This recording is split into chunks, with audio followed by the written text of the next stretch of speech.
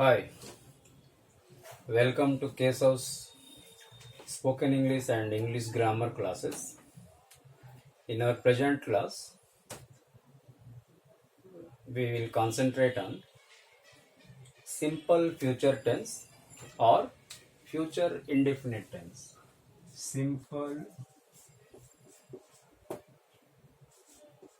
future tense or future indefinite tense.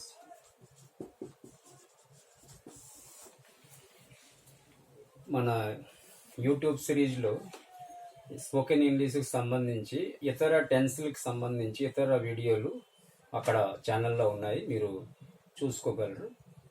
ఇక్కడ ఈరోజు concentrate చేస్తున్నాము ఈ particular tense, simple future tense. దీన్ని మనము డిఫరెంట్ ఆస్పెక్ట్స్లో చూస్తాము. ఒకటి ఏంటంటే ఈ రకమైన టెన్స్ వాక్యాలు ఎలా ఉంటాయి, ఆ వాక్యాల ఆకారం ఎలా ఉంటుంది, ఆ వాక్యాలు వాడతాం ఎలా, లాంగ్వేజ్ యూజ్లో మనం ఎలా వాడతాము, అవతల వ్యక్తులు వాడుతుంటే మనకు అది ఎలా అర్థం అవుతుంది, లేక అర్థం చేసుకుంటాం. ఇదొక పార్ట్. మరొక పార్ట్ అవుతుంది ఈ వాక్యాల ఆకారము, స్ట్రక్చర్స్, గ్రామటికల్ పార్ట్ ఎలా ఉంటుంది, ఈ స్ట్రక్చర్స్లో ఏ రకమైన హెల్పింగ్ వెర్బ్స్ వస్తాయి, ఏ రకమైన మెయిన్ వెర్బ్స్ వస్తాయి, ఎక్కడ మిస్టేక్స్ మనము చేసేయచ్చు, ఇవి ధ్యానం ఇవ్వాలి. మరో పార్ట్ ఏంటంటే వీటిని ప్యాసివ్ స్ట్రక్చర్లోకి మార్చేటప్పుడు వాక్యాల ఆకారం ఎలా మారిపోతుంది, ప్యాసివ్ వాయిసెస్ కూడా ఏ రకంగా ఉపయోగిస్తారు. ఈ రకంగా 3 పార్ట్లో విభజించి మనం చూస్తాము. చూసిన తర్వాత in our daily life, in our language యొక్క ముఖ్యమైన ఉద్దేశం, every video I'm explaining. Language యొక్క ముఖ్య ఉద్దేశం అవుతుంది మనము భాషలో, ఏ భాష అయితే ఉందో ఆ భాషలోకి మనం ఎంటర్ అవ్వాలి, ప్రవేశించాలి. ప్రవేశించడం అన్నది ఒక స్పోకెన్ పార్ట్లోనే జరగదు, ఒక రిటర్న్ పార్ట్లోనే జరగదు, ఒక గ్రామర్ పార్ట్లోనే జరగదు. అంతా కలిపే కోఆర్డినేటెడ్ పార్ట్ అనమాట. అంటే మనము స్పోకెన్ ఇంగ్లీష్ అని స్పెషల్గా ఇది వేరు అనేసి కాదు. భాష, దట్ ఈజ్ లాంగ్వేజ్. లాంగ్వేజ్ అన్నదానికి రకరకాల పార్ట్లు విభజించి చూస్తే అవుతుంది. అన్ని కలిపి, అన్ని విభజిస్తూ, కోఆర్డినేట్ చేసుకుంటూ నేర్పిస్తే వాళ్ళకి ఇంగ్లీష్ వేగమార్గం అవుతుంది. ఆ తర్వాత ఈ వీడియోలో ఏదైతున్నా ఇది పలానా క్లాస్ స్టూడెంట్ కోసం అనేసి ప్రత్యేకంగా ఏమీ లేదు. ఇంగ్లీష్ మీరు ఏదో కారణం వల్ల నేర్చుకోలేకపోయారు, లేక కొంచెం నేర్చారు, కొంచెం డౌట్స్ ఉన్నాయి. చాలా బాగా నేర్చే వాళ్ళ కోసం ఈ వీడియో అవసరమే లేదు. వాళ్ళకి బాగానే తెలుసు, ఎందుకంటే బాగా వాళ్ళు మాట్లాడగలరు, రాయగలరు, ఇంకా అర్థం చేసుకోగలరు. వాళ్ళ కోసం ఈ వీడియో అవసరం లేదు, వాళ్ళకి రెలివెంట్ కాదు, వాళ్ళు అడ్వాన్స్లో ఉంటారు. ఇంకా ఇది ఎవరి కోసం అంటే ఫౌండేషన్ స్టేజ్లో ఉన్న చిన్నపిల్లలు, విద్యార్థులు, కాలేజ్ స్టూడెంట్స్, కాంపిటీషన్ ప్రిపేర్ అవుతున్న ఎవరైనా విద్యార్థులు, and at the same time English నేర్చి కూడా సరైన కాన్సెప్ట్ బేస్డ్ ఇంగ్లీష్ నేర్పకుండా మీకు కన్ఫ్యూజన్లో ఎవరు పెట్టేశారు అంటే మీరు కన్ఫ్యూజన్ అయిపోయారు, కానీ క్లారిటీ కావాలి మీకు. ఆ క్లారిటీ కోసం ఇందులో మీకు దొరుకుతుంది. మీ వయసు 50 సంవత్సరాలు అవని, 70 సంవత్సరాలు అవని, 30 సంవత్సరాలు అవని, వయసుతో పని లేదు. నేర్చుకోలేకపోయారు కానీ నేర్చుకోవాలనుకుంటున్నారు, లేక నేర్చుకున్నారు కానీ ఇంకా డౌట్స్ ఉన్నాయి. అలాంటప్పుడు ఈ క్లాస్లో మీకు చాలా క్లారిటీ వస్తుందని నా యొక్క నమ్మకం. ఇక సింపుల్ ఫ్యూచర్ టెన్స్లో చిన్న ఉదాహరణ మనం చూద్దాం. నేను ఎవరికో అడిగాను, ఒక స్టూడెంట్స్కి, రేపు ఒక ఆన్లైన్ క్లాస్ అరేంజ్ చేశాను, మీరు అటెండ్ అవుతారా అని అడిగాను. అది తెలుగులో అడిగాను. అంటే దాని అర్థం ఏంటి, వాళ్ళకి రకరకాల వర్క్స్ ఉంటాయి, లేక రకరకాల టీచర్స్ తాలూకు క్లాసులు ఉంటాయి. కాబట్టి ఆయా క్లాస్ మిడిల్లో నేను క్లాస్ పెట్టేటప్పుడు కోసం ఆ పర్టికులర్ స్టూడెంట్స్ నా క్లాస్కి రాలేకపోవచ్చు, లేక వాళ్ళకి క్లాసులు ఇంకెక్కడో ఉండొచ్చు. అప్పుడు వాళ్ళు ఏమంటారు, వస్తామని చెప్తారు, రాకపోతే రాలేమని చెప్తారు. వస్తామని ఎలా చెప్తారు అంటే, sir I shall attend online class, లేక I shall attend your class. మరి రాలేకపోతే ఏం చెప్తారు, sir I shall not attend your class. లేక అందరూ కలిపి ఒకసారి అనుకో చెప్పారు, అప్పుడు అంటాం, sir we shall not attend your class. లేక అటెండ్ అయ్యారు, అది అటెండ్ అవ్వమన్నప్పుడు చెప్పారు. మరి అటెండ్ అవుతారు అన్నప్పుడు, sir we shall attend your class. అంటే ఇక్కడ షెల్ అన్న ఒక వెర్బ్ వచ్చింది, రాస్తే మీకు ఇంకా క్లారిటీ అవుతుంది. సర్ అనేది తీస్తాము, మాట్లాడేటప్పుడు షర్, మేడము, ఫాదరు, మదరు ఎవరిని అంటాము, రాసేటప్పుడు రైట్ నౌ తీసేస్తున్నాము క్లారిటీ కోసం. I shall attend your class. ఒకవేళ అందరూ కలిపి అటెండ్ అవుతారు, అప్పుడు అంటాం we shall attend your class. ఒకవేళ ఆ వ్యక్తి చెప్తున్నాడు, ఆ విద్యార్థి ఇంకేదో ఒక విద్యార్థి కోసం చెప్తున్నాడు, ఆ వ్యక్తి రాగలడు, అటెండ్ అవ్వగలడు, అప్పుడు he will attend your class. అంటే ఇవి నార్మల్గా స్ట్రక్చర్ తర్వాత చూద్దాం. జనరల్గా ఎప్పుడు వాడతాం, యూజ్లో చూస్తే యూజ్ అన్నది ఏంటి, భవిష్యత్తులో అంటే ఈ రోజు విడిచి రేపు, ఎల్లుండి, తర్వాత రోజు, 5 సంవత్సరాల తర్వాత, 50 సంవత్సరాల తర్వాత, 30 సంవత్సరాల తర్వాత, what ever maybe after this day ఏదైనా ఒక పని నువ్వు అంటే చేస్తాను ఇలాంటి సెన్స్లో ఏదైనా మాట్లాడేటప్పుడు, అంటే నేను బ్యాంకుకి వెళ్తాను, I shall go to bank. నేను ఆఫీస్కి వెళ్తాను, I shall go to office. నేను వ్యాక్సిన్ వేసుకుంటాను, I shall take my vaccine. నేను హౌరా స్టేషన్కి వెళ్తాను, I shall go to Howrah station. నేను బిర్యానీ తింటాను, ఐ షల్ టేక్ బిర్యానీ. నేను కోల్కతా వెళ్తాను, I shall go to Kolkata. అన్ని దగ్గరలో షెల్లే వస్తుంది చూడండి. ఒకవేళ హీ అవతల వ్యక్తి గురించి చెప్పాం, he will go to Kolkata, he will write A letter, he will attend class, he will not attend class. Negative అయితే నాట్ పెట్టిస్తాం, నెగటివ్ లేకపోతే నాట్ పెట్టం. అది నెగటివ్ నాట్ పెట్టి ఇప్పుడు రైట్ నో రాయము, కన్ఫ్యూజ్ అవుతారు మీరు. సో ఐడియా కోసం ఇది. అంటే లేదు అని చెప్పేటప్పుడు నాట్ అంటాం, ఎస్ అని చెప్పేటప్పుడు నాట్ తీసేస్తాం. సో ఈ సెంటెన్సెస్ జనరల్గా ఇండెఫినిట్ అంటే అవ్వచ్చు, అవ్వకపోవచ్చు. డెఫినిట్ అంటే అవ్వడము, ఇండెఫినిట్ అంటే అవ్వచ్చు, అవ్వకపోవచ్చు. అందుకని ఇండెఫినిట్ అన్నారు అనమాట.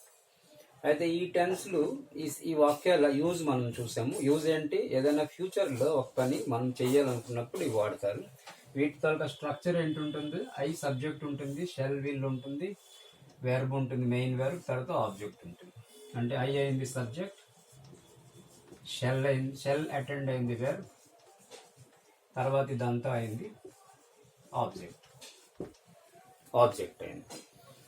అయితే ఇందులో కన్ఫ్యూజన్ స్టూడెంట్స్ ఫండమెంటల్ ఫౌండేషన్లో ఉన్న వాళ్ళకి వస్తుంది. ఏంటో కన్ఫ్యూజన్ అంటే ఈ షెల్ విల్ ఏదైతే ఉంది ఇది హైలీ కన్ఫ్యూజ్ అవుతారు చాలామంది. దానికి ఒక చిన్న లిస్ట్ మీరు రాసుకుంటే తర్వాత కొంచెం అలవాటు చేసుకుంటే అది క్లియర్ అయిపోతుంది. ఎలా, ఈ టెన్స్లో జనరల్గా ఐతో షెల్ వస్తుంది, యూతో విల్ వస్తుంది, దేతో విల్ వస్తుంది, హీతో విల్ వస్తుంది, షీతో విల్ వస్తుంది.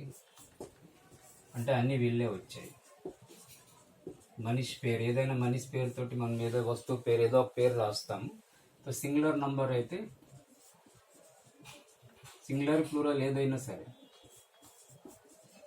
విల్ వస్తుంది.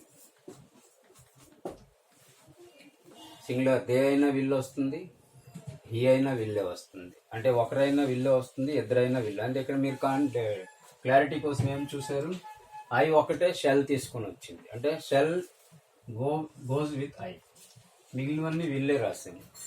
ఈ చిన్న ఫార్ములా గుర్తుంచుకుంటే, అంటే మీకు ముందే స్టార్టింగ్లోనే చెప్పామేంటి, మన స్పోకెన్ ఇంగ్లీష్ మాట్లాడేటప్పుడు ఏంటంటే ఐతో స్టార్ట్ చేసే ఏ వాక్యమైనా ఫ్యూచర్ టెన్స్లో రాసినప్పుడు షెల్ రాస్తుంటాం. అయితే వీళ్ళు కూడా రాస్తారు చాలాసార్లు, అది తర్వాత మనం ఆలోచిస్తాము ఇంకొంచెం అడ్వాన్స్ అయ్యేటప్పుడు. ఇప్పుడు రైట్ నో కన్ఫ్యూజ్ అవ్వకుండా మీరు ఇదే మైండ్లో ఉంచుకోండి. ఐతో షెల్ అంటే I shall write A letter, I shall drink water, I shall take my pen, I shall go to office, I shall go to market, I shall plan for MBBS, I shall study MBA, I shall apply for a banking exam, ఇలాగా ఫ్యూచర్లో నువ్వేవేవో చేయాలనుకుంటున్నావు, నీ యొక్క plan of action అవ్వచ్చు, నువ్వు చేయాల్సిన పనులు అవ్వచ్చు, నువ్వు చెప్పదలుచుకున్న ఏదైనా విషయాలు అవ్వచ్చు, అవన్నీ కూడా ఈ టైప్ ఆఫ్ స్ట్రక్చర్లో రాస్తాం. అంటే ఇంతకుముందు యూజ్ చూసాము, ఇప్పుడు స్ట్రక్చర్ చూసాం. స్ట్రక్చర్ ఏంటవుతుందంటే ఈ టైప్ ఆఫ్ స్ట్రక్చర్లో ఆల్వేస్ సబ్జెక్ట్ అయి ఉంటే షెల్ వస్తుంది, యూ ఉంటే విల్ వస్తుంది, అగైన్ దేవ్ ఉంటే విల్ వస్తుంది, యూ ఉంటే విల్ వస్తుంది, షీ ఉంటే విల్ వస్తుంది, సింగులర్ నంబర్ ఉన్న విల్ వస్తుంది, ప్లూరల్ నంబర్ ఉన్న విల్ వస్తుంది. ఇదవుతుంది overall structure of the entire simple future tense or future indefinite tense. ఈ వాక్యాలు యూజ్లోకి మళ్ళీ వెళ్తాం. యూజ్లోకి ఎలా ఎలా ఎలా వాడుతుంటారు ఈ వాక్యాలు అంటే, భవిష్యత్తులో అనుకో మీరే డిగ్రీ కంప్లీట్ అయింది, ఎవరో అడిగారు మీ ఫ్రెండ్, అరే మరి నీ డిగ్రీ పూర్తి చేస్తావు, రిజల్ట్ వస్తుంది, నువ్వేం చేస్తావు అంటే నువ్వు ప్లాన్ ఆఫ్ యాక్షన్, ఫ్యూచర్లో నువ్వేం చేయాలనుకుంటున్నావు. ప్లాన్ ఆఫ్ యాక్షన్ అన్నప్పుడు అది పాస్ట్లో జరగదు. నువ్వు భవిష్యత్తులో ఏం చేయాలనుకున్నా అది ఇప్పుడు చెప్పాలి మీ ఫ్రెండ్కి. సో మీ ఫ్రెండ్ మీకు అడిగారేంటి, నువ్వు ఏం పని చేయాలనుకుంటున్నావు అంటే ఆఫ్టర్ దిస్ ఎగ్జామ్. అప్పుడు నువ్వు అంటావు అనుకో, నువ్వు బ్యాంకింగ్ ఎగ్జామ్స్ ప్రిపేర్ అవ్వాలనుకున్నావు, అవ్వడం లేదు ఇంకా, అవ్వాలనుకున్నావు, అవుతావు. అప్పుడు అంటాము ఐ షెల్ వాడాలి, చూడాలి. I shall prepare for banking exam. అయిపోయింది, వెరీ సింపుల్. బోర్డు మీద రాయాల్సిన అవసరం లేదు, పెద్ద పెద్ద ఇంగ్లీషు పుస్తకాలు కంఠస్థం చేయాల్సిన అవసరం లేదు. అండ్ ఇంతకుముందు వీడియోలో కూడా మీకు నేను నేర్పాను ఏంటి, ప్రతి ఇంగ్లీష్కి తెలుగు కింద రాసి ఒక 50, 60, 70, 80, 60,000, 50,000 వాక్యాలు రాయాల్సిన అవసరం లేదు. జస్ట్ మైండ్లో దాని యూజ్ స్ట్రక్చర్ గుర్తుంచుకోండి. అండ్ అవసరమైతే మీ ఫ్రెండ్ సర్కిల్లో మాట్లాడుతూ అలవాటు చేసుకుంటారంటే ఆ స్ట్రక్చర్ మీకు బ్రెయిన్లో న్యూరాన్స్లో అది పదిలంగా ఉండిపోతుంది, ప్రిజర్వ్ అయిపోతుంది. అలా కాకుండా మీరు బుక్లో రాశారనుకోండి, నేను వచ్చుచున్నాను, ఆయన వెళ్ళుచున్నారు, నేను బ్యాంకింగ్ పరీక్షకు దరఖాస్తు పెట్టుచున్నాను, వెళ్ళుచున్నాను, ఇలా ఈ గ్రాంధిక భాష వాక్యాలు ఏవైతే మీరు అప్పుడప్పుడు నేర్చుతుంటారు, నేను చూసాను చాలామందికి. That is completely unscientific method of learning any language. Unscientific ఎందుకు అన్నాము అంటే, మనం ఏ భాష అయితే వాడమో ఆ భాష మనం రాస్తున్నాము, సో అది మనకి బ్రెయిన్ తీసుకోదన్నమాట. ఎందుకంటే బయట మాట్లాడేటప్పుడు వెళ్ళుచున్నాను, వచ్చుచున్నాను ఎవరు అనరు, వెళ్తున్నాను అంటారు, వస్తున్నాను అంటారు, తింటున్నాను. అయినా సరే ఇంగ్లీష్ స్ట్రక్చర్స్ ఏమైతే 12 రకాలు ఉన్నాయి, తెలుగులో అన్ని రకాలు లేవు. తెలుగులో అన్నీ కలిపి తక్కువే ఉన్నాయి. కాబట్టి తెలుగుని బైఫోర్స్గా ఇంగ్లీష్లోకి పెట్టి నేర్చాలి అన్నప్పుడు చాలా ఇబ్బంది వస్తుంది అన్నమాట. అండ్ స్టూడెంట్స్ ఫౌండేషన్ స్టేజ్లో ఉన్న వాళ్ళు కన్ఫ్యూజ్ అవుతారు, ఎందుకంటే వాళ్ళకి తెలుగు భాషే తెలియదు.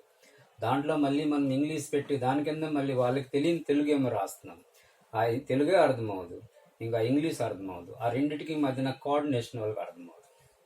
కాబట్టి what is the actual process of learning any spoken English అంటే, the actual process is right only English, no need of any Telugu language, at least here. And imagine that sentence. Second point అవుతుంది technique ఏంటి, imagine the situation, imagine the sentence and imagine the situation. ఈ వాక్యం ఏ సిచ్యువేషన్లో నేను వాడాను లేక వాడతాను, ఆ సిచ్యువేషన్లోకి వెళ్ళిపోయి అప్పుడు మీరు మాట్లాడండి. అప్పుడు మీకు ఆ బ్రెయిన్లో ఆ వాక్యం ఉంటుంది. అండ్ మీరు ఎప్పుడైతే మాట్లాడాలనుకుంటారో అప్పుడు ఆ వాక్యం మీ బ్రెయిన్ నుండి కరెక్ట్గా అలాగ వచ్చేస్తుంది. అలాగని మీరు రాసుకొని కూర్చున్నారు అనుకో, ప్రతి తెలుగు వాక్యం అలాగ 50, 60, 70, 80, 2,000, 3,000 వాక్యాలు అవి మీకు రావు. అది అండ్ స్ట్రక్చర్స్ కూడా మాటికి స్ట్రక్చర్లు ఎక్కువ రాసుకొని కూర్చుంటే రావు. ఇలా స్ట్రక్చర్లు subject plus verb plus object plus ఇది అది ఒక్కొక్కసారి రాస్తాం చాలు. కానీ అలాగ అది కంఠస్థం చేసుకొని ఆ స్ట్రక్చర్ కంఠస్థం చేసుకొని ఏం చేస్తావు, స్ట్రక్చర్ తోటి నీకు బయట పని లేదు. సబ్జెక్ట్ రాసావు, వెర్బ్ రాసావు, ఆబ్జెక్ట్ రాసావు, నేను రాస్తాను ఇప్పుడు బోర్డు మీద. సో ఆ స్ట్రక్చర్ అనేది ఐడియా కోసం ఒకసారి మైండ్లో ఉంచుకోవాలంతే, నోట్స్లో ఒక దగ్గర ఉంచుకోవాలి ఎక్కడ.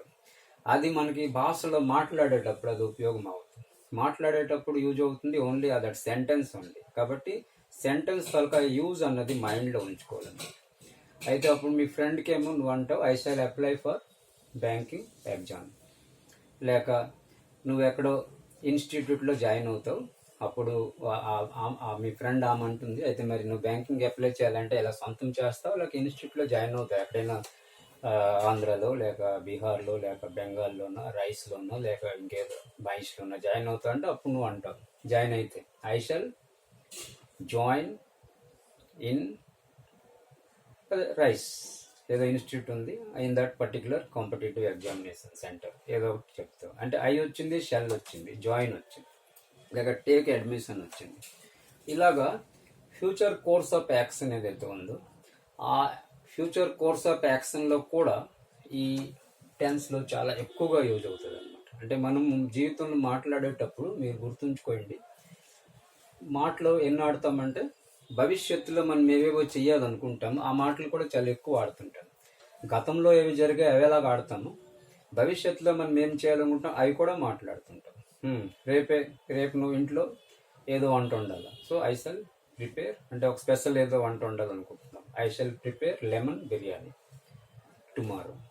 అంటే టుమారో రిలేటివ్స్ వస్తున్నారు, వాళ్ళు దూరం నుండి వస్తున్నారు, సో వాళ్ళ కోసం ఏదో మామూలు అన్నము కూర పప్పు చారు ఇచ్చిస్తే బాగుంటుంది అంటే బాగుంటుంది. సో మరి నువ్వేం చేస్తావు అంటే అప్పుడు నువ్వు అంటావు I shall prepare lemon rice లేక లెమన్ బిర్యానీ లేక lemon whatever maybe chow mein whatever maybe. లేక నువ్వు చేయడం లేదు, మీ మదర్ చేస్తుంది, అప్పుడు అంటే my mother will prepare lemon rice. ఎంత సింపుల్గా వాక్యం అయిపోతుంది. అంటే మనకి ఏ బుక్లు అవసరం లేదు, ఏ పుస్తకాలు చూడాల్సిన అవసరం లేదు. సిచ్యువేషన్ ఊహించడం, సిచ్యువేషన్లో ఆ వాక్యం ఎలాగ వస్తుందో ఆలోచించడం. అంటే ఎలాగన్నాము, I shall prepare lemon rice. అయిపోయింది. ఇందాకే అన్నాను మై మదర్. ఒకవేళ ఐ దగ్గర అనుకో, నువ్వు చదువులో బిజీగా ఉన్నావు లేక ఈ వీడియో చూడడంలో బిజీగా ఉన్నావు, సో మదర్ ఏమో నీకు అన్నది నువ్వు చదువుకో, నువ్వు ఇవన్నిట్లో ఎందుకు, నువ్వు అది బాగా చదువు, జాబ్ చెయ్యి, ఇది నేను చూసుకుంటానులే అని. అప్పుడు నువ్వు అంటే my mother my mom will, చూసా విల్ వచ్చింది ఇక్కడ, విల్ ప్రిపేర్ లెమన్ రైస్. ఇప్పుడు ఇది ప్యాసివ్ వాయిస్ చేస్తాం అది త్వరలో, అందుకే 2 వాక్యాలు రాశాను నేను. అయితే 2 వాక్యాలు వచ్చాయి. మనం ఇందాకే చూసాం ఐతో షెల్ వస్తుంది ఎప్పుడు, అదే మై మదర్ వచ్చినప్పుడు మై మదర్ కోసం షెల్ రాదు, థర్డ్ పర్సన్ అంటారు, ఇది సింగులర్ నంబర్, విల్ వస్తుంది. ఇప్పుడు సబ్జెక్ట్ రాస్తాము, ఐ అయింది సబ్జెక్ట్, షెల్ ప్రిపేర్ అయింది వెర్బ్, షెల్ ప్రిపేర్ అయింది వెర్బ్, లెమన్ రైస్ కలిపి ఒక్కసారి నామినల్ కంపౌండ్ అంటారు, ఇదైంది ఆబ్జెక్ట్. Subject verb object. ఇంకా అడ్వాన్స్గా ఆలోచించాలంటే షెల్ అయింది హెల్పింగ్ వెర్బ్, ఇదైంది main verb. So main verb present టెన్స్లో, ఫ్యూచర్ టెన్స్లో ప్రజెంట్ వెర్బ్ వస్తుంటుంది. ఇంతకుముందు టెన్స్లో మనం చూసాం V1 వచ్చింది, V2 వచ్చాయి, V3 వచ్చాయి. ఇక్కడ ఆ హెడ్ఏక్ లేదు. అంటే ఏ హెడ్ఏక్ అయితే V3 దగ్గర మీకు ఉంటుంది, అక్కడ V3 అంటే మీకు 3 వెర్బులు ఆలోచించాలి, 3 వెర్బులు ఆలోచించి ఆ 3వ నంబర్ వెర్బ్ తెచ్చి పెట్టాలి. సో దానికి కొద్దిగా బ్రెయిన్లో ఇన్ఫర్మేషన్ ఉండాలి. అంటే గో వెంట గాన్ గుర్తుండాలి, అంటే V3 అంటే V3 గుర్తుండాలి పర్ఫెక్ట్ టెన్స్లో. మరి ఈ టెన్స్లోనే మీకు గుర్తుండాల్సిన అవసరం లేదు, జస్ట్ ఆ ప్రజెంట్ వెర్బ్ మైండ్లో ఉంటే తయారు చేయడానికి ఏం పదము మైండ్లో వచ్చిందంటే చాలా అదే రాసేవచ్చు. I shall prepare lemon rice, prepared అనకూడదు, మళ్ళీ ప్రిపేర్డ్ అంటే అది పాస్ట్ టెన్స్ అయిపోయింది. ఐ షల్ ప్రిపేర్, అలాగే మై మదర్ విల్ ప్రిపేర్, ఇదైంది. సేమ్ ఇది కూడా సబ్జెక్ట్, ఈ 2 కలిపి సబ్జెక్ట్ అవుతాయి. మై వేరు మదర్ వేరు కాదు కదా, మై మదర్ అంటే నా యొక్క, కాబట్టి కలిపే అది సబ్జెక్ట్ అవుతుంది. విల్ ప్రిపేర్ అయింది వేర్, లెమన్ రైస్ అయింది ఆబ్జెక్ట్. ఇందులో మళ్ళీ ఇంకా అడ్వాన్స్గా ఆలోచించాలి అనుకుంటే మీరు విల్ కంటాము హెల్పింగ్ వేర్, అండ్ ఈ ప్రిపేర్ కంటారు మెయిన్ వేర్. మెయిన్ వెర్బ్లో ఎన్నో నంబర్ వెర్బ్ అంటే ప్రజెంట్ వెర్బ్ V1. ఇలా రాస్తే ప్రతి వాక్యంకి లైఫ్లో ఇలా రాయాలని ఏంటి లేదు. ఫౌండేషన్ క్లాస్లో ఎవరైతే ఉంటారో, ఎవరైతే ఇంగ్లీషు అయితే స్టార్టింగ్లో నేర్చుతున్నారు ఆర్ నేర్చారు కానీ ఒక కాన్సెప్ట్ బేస్లో బాగా నేర్చలేకపోయారు ఆర్ మర్చిపోయారు, మీ వయసు ఎంత ఉన్నా సరే అవసరం లేదు, మర్చిపోయారు. అలాంటప్పుడు ఈ కాన్సెప్ట్ కానీ మనం రాసుకుంటే, ఒక్కసారి గుర్తుంచుకుంటే, అవి అలా అలా యూజ్లో పెట్టామంటే అప్పుడు వీటి అవసరం మరేంటి లేదు.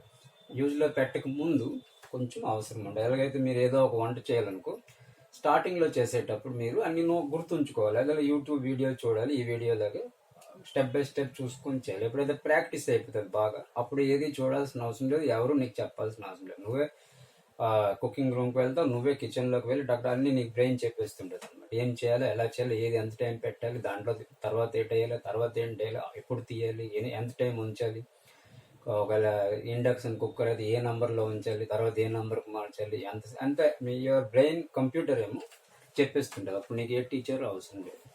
ఎలాగైతే మాకు ఇప్పుడు అలవాటు అయిపోయింది. కానీ అదే మీరు స్టార్టింగ్లో ఉన్నప్పుడు మీరు కమాండ్ ఉండదు కాబట్టి కొన్ని నేర్చుకోవాలా, ఈ రకంగా నేర్చుకుంటే తర్వాత మీకు అది క్లారిటీ ఏమో బ్రెయిన్లో ఉంటుంది, ఈజీ అవుతుంది. ఇప్పుడు మనం ప్యాసివ్ వాయిస్లోకి మారుస్తాం ఈ వాక్యాలు.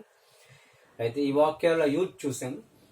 Again I'm reviewing tense part complete చేస్తాను ఇప్పుడు. అంటే మనం స్పోకెన్ ఇంగ్లీష్లో ఈ టైప్ ఆఫ్ వాక్యాలు ఎప్పుడు వాడతారని చూస్తాము. ఎప్పుడైతే నీకు భవిష్యత్తులో ఏ పని అయితే చెయ్యాలని చెప్పాలనుకుంటున్నావు, లేక అవతల వ్యక్తి గురించి నువ్వేదో చెప్పాలనుకుంటున్నావు, అలాంటప్పుడు ఈ టైప్ ఆఫ్ సెంటెన్సెస్ రాస్తారు. వీటికే అంటారు simple future tense or future indefinite tense. ఈ వాక్యాలు ముఖ్యంగా షెల్, విల్ ఈ రెండు వస్తుంటాయి. మరేంటి రాదు, హ్యాజ్ రాదు, హ్యావ్ రాదు, హ్యాడ్ రాదు, తర్వాత ఈజ్ రాదు, ఆర్ రాదు, యామ్ రాదు, తర్వాత వెర్బ్కి ఎస్ రాదు. ఎలాగైతే సింపుల్ ప్రెజెంట్ టెన్స్లో వెర్బుల్కి ఎస్ పెడుతుంటాం, he goes to school, he writes a letter, S వస్తుంది, ఎస్ రాదు. అంటే ఇందులో హెల్పింగ్ వెర్బ్ వస్తుంది ఓన్లీ విల్, షెల్. విల్ ఎక్కడొచ్చింది, షెల్ ఎక్కడొచ్చింది అనే కన్ఫ్యూజన్ అవసరమే లేదు, ఎందుకంటే ఒక ఐ కోసమే షెల్ వచ్చింది, మిగిలినవన్నీ విల్లే వచ్చాయి. థర్డ్ పర్సన్ సింగులర్ నంబరు అన్ని విల్లే వచ్చాయి. షెల్ వచ్చిన వాక్యమే మనం చూడడం లేదు. కాబట్టి ఐ గుర్తుంచుకోండి, షెల్ గుర్తుంటుంది అనమాట. ఇక ఇవి రాసేటప్పుడు ఇది ఒకటి గుర్తుంచుకోవాలి. ఇక్కడ V1 వస్తుంది. ఐ షాల్ ప్రిపేర్డ్ అనకూడదు, ఐ షాల్ రోట్ అనకూడదు, ఐ షాల్ టోల్డ్ అనకూడదు, ఐ షాల్ అండర్స్టూడ్ అనకూడదు, లేక ఐ షాల్ ప్లేడ్ అనకూడదు. అంటే షెల్ తోటి పాస్ట్ వెర్బ్ తేకూడదు, అలాగే షెల్ తోటి పాస్ట్ పార్టిసిపుల్ తేకూడదు. ఐ షాల్ గోన్ అన్నాం, అది తప్పే. ఐ షాల్ రోట్ అన్నాం, అది తప్పే. ఐ షాల్ టోల్డ్ అన్నాం, అది తప్పే. సో ఐ షాల్ టెల్ అనాలి. అంటే షెల్ పక్కన V1 రావాలి, వెర్బ్ నెంబర్ 1. ఇది అవుతుంది స్ట్రక్చరల్ అప్రోచ్. మాట్లాడేటప్పుడు ఇవన్నీ ఇంత ఆలోచించి మనం మాట్లాడేటప్పుడు ఆడుకున్నట్టు ఆటోమేటిక్గా ఆడుకుని వెళ్ళిపోతుంటాము. కానీ స్ట్రక్చర్లు ఎవరికైతే బ్రెయిన్లో ఫిక్స్ అయి ఉంటాయి అండ్ కాంటెక్స్ట్ బాగా నేర్చుకుంటారు, వాళ్ళు ఇంకా బాగా ఆడగలరు. Will you attend my online class అని నేను అన్నాను అనుకో స్టూడెంట్స్కి. ముందు ఉదాహరణ స్టూడెంట్స్కి అన్నాం అనుకో, మీరు క్లాస్కి